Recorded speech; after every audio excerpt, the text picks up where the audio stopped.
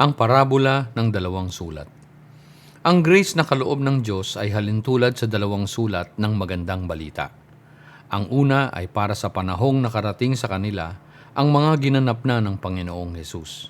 Ang pangalawa naman ay para sa mga tumanggap rin ng biyaya ngayon dahil rin sa mga ginanap na ng Panginoong Hesus sa unang sulat.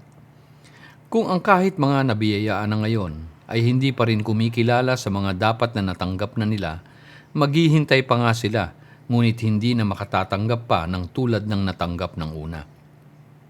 Sila ay naghihintay ng hindi na darating kailanman, sapagkat dumating na nga ang pangakong hindi sa kanila ipinangako na isinasaad ng unang sulat.